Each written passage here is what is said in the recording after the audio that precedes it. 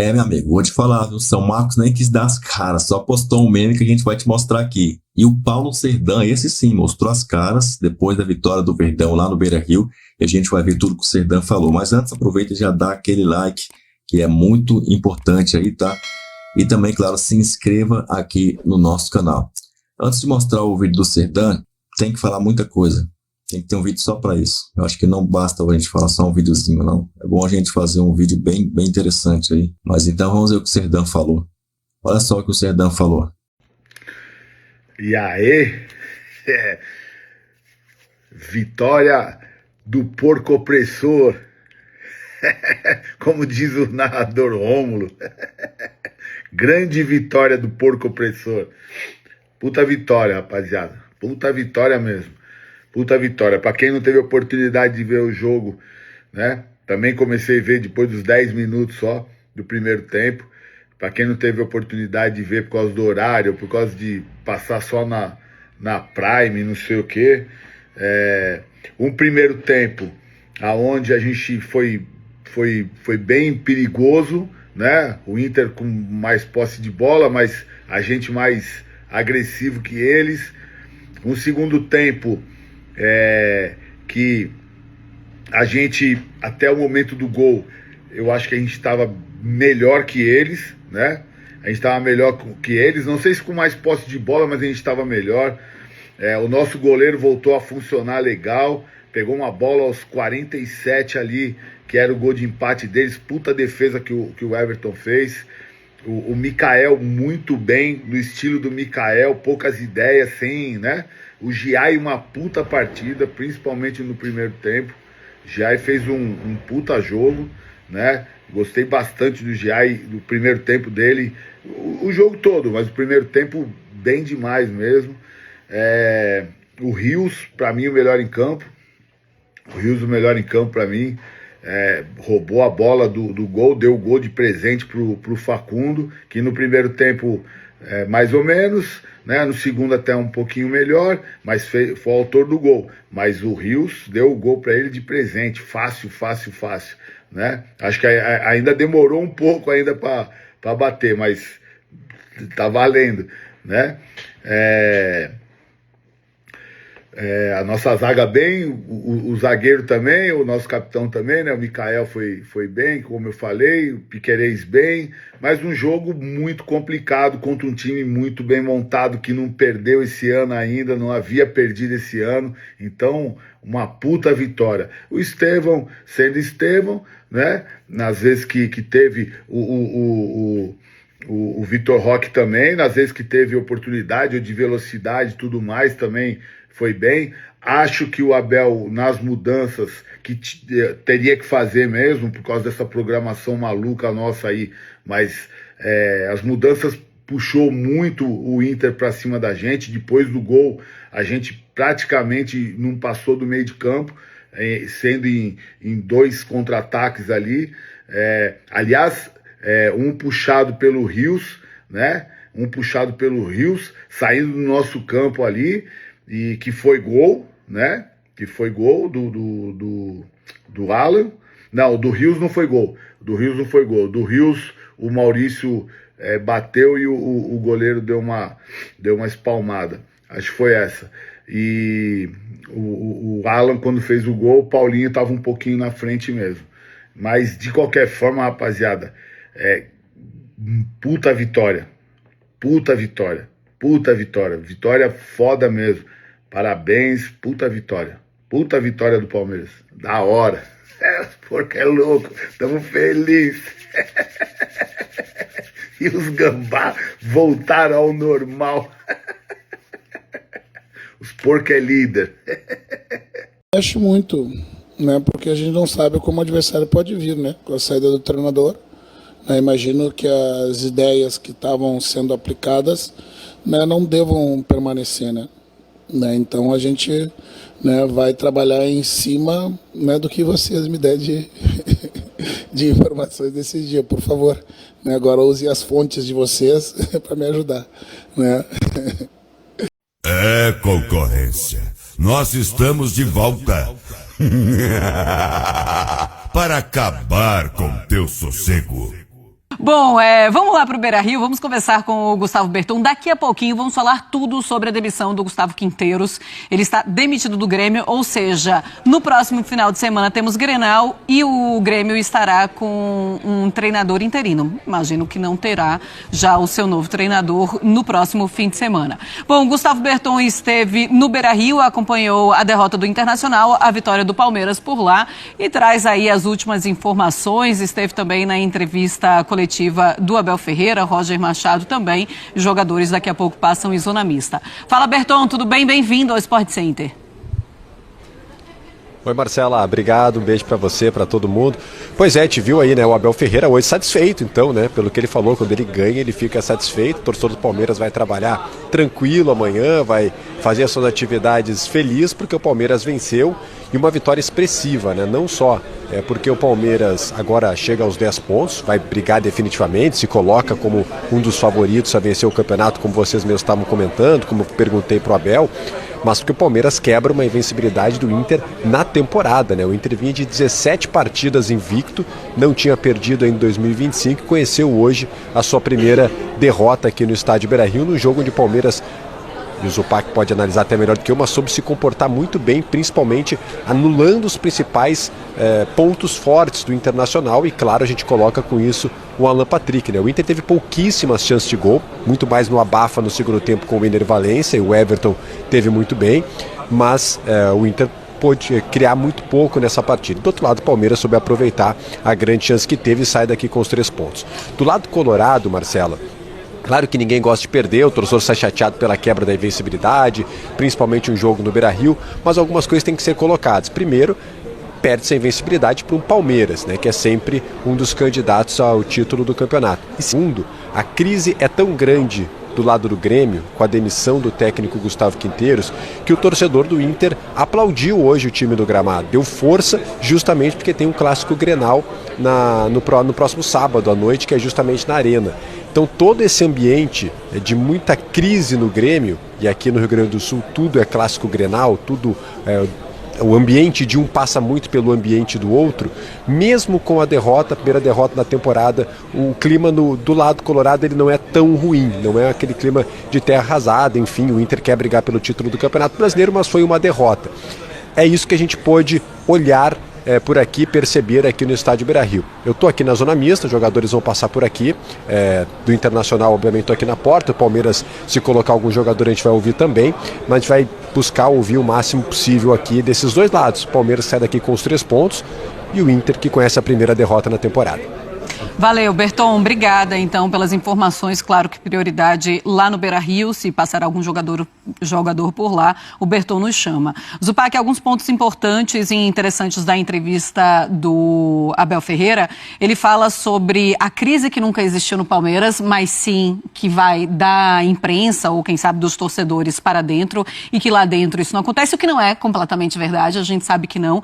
O Abel, ele chegou a ser criticado internamente pelo Palmeiras, e aqui é uma informação não sei se pela Leila, mas com certeza pelas pessoas próximas à Leila Pereira, e ele consegue reverter isso agora. E ele também fala sobre um ponto interessante dessa partida. Ele não esteve com a bola o tempo inteiro, mas o Palmeiras sabe jogar sem a bola, né? O Palmeiras soube jogar muito bem sem a bola, o Palmeiras, e em cima do que o Berton também nos trouxe, o Palmeiras soube, e foi o que o Abel falou, anular o que o Inter tem de bom, né? Então o Abel falou, o Inter é um time que roda muito a bola por fora do bloco, vai para um lado, tenta entrar por ali, né? Hoje, durante a maior parte, não no início, mas na maior parte do tempo, pela esquerda, com o Bernabé e com o Vitinho. Não conseguia, ia pela direita, onde estava o Aguirre e o Tabata e o Alan Patrick tentando encostar.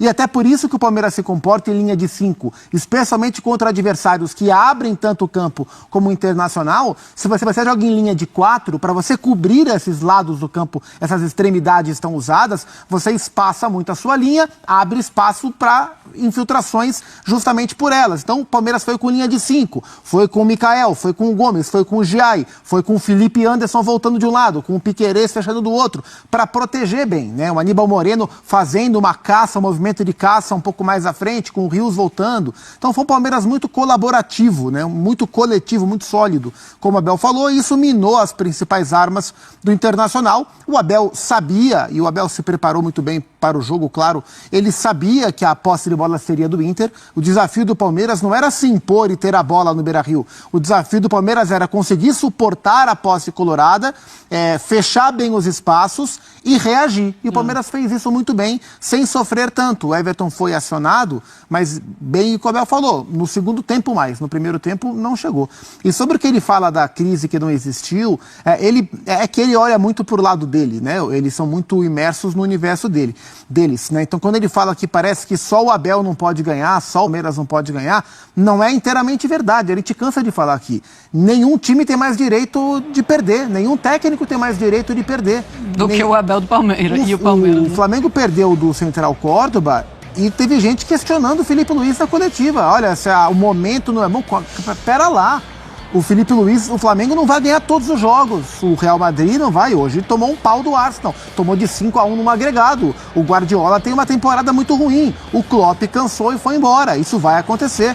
E vai acontecer com o Abel Ferreira também. E neste ano, do ano passado para cá, do meio do passado para cá, o Palmeiras começou a passar por uma transformação muito grande. E não dá para... Às vezes, a transformação, ela responde rápido. Às vezes, sim. Mas às vezes não, e é preciso saber reconhecer e esperar as coisas acontecerem, não determinar o fim de ciclo ou dizer que fulano de tal não tem mais repertório e não vai conseguir mais, né? Isso vale para o Abel e vale para muitos outros, né? O que o Abel toca no ponto de estar 5 anos no Brasil é muito verdadeiro. Claro. Você acabou de falar aqui do Gustavo Quinteiros, a gente já falou do Pedro Caixinha. Em um país onde ninguém fica no cargo, 5 anos é tipo Ferguson no United. É tipo o cara ficar 20 anos num clube só. Não tem precedente. Qual foi o último técnico que ficou 5 anos num clube no Brasil? Eu não me recordo. Acho que dos meus o Vojvoda tá próximo a ele, mas assim... Isso, tem Tati também ficou muito tempo e saiu do Londrina e tal. Assim, eu dos meus 41 anos de vida não me lembro de cabeça de um técnico que ficou 5 anos seguidos no clube. O Abel ficou.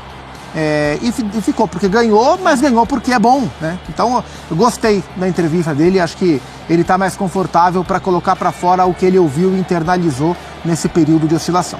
E aí ele pergunta, e por que eu tô esses 5 anos? Tá, porque ganha, porque conquistou títulos, porque sabemos, André, que nem sempre quem joga bem ganha títulos, como ele falou na temporada passada. Em muitos momentos o Palmeiras foi muito bem, brigou até o fim por muitos títulos, mas acabou não conquistando os principais deles.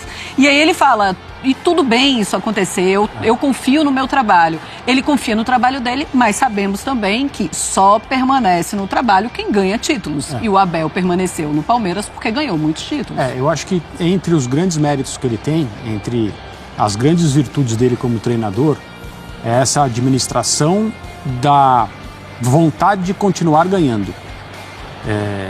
Digamos que talvez seja um exagero afirmar que o Abel teve que reconstruir o Palmeiras de um ano para o outro, como é muito comum aqui na América do Sul, né? Os times que vencem aqui no Brasil, na Argentina também isso acontece, eles atraem muita gente porque revelam figuras, né?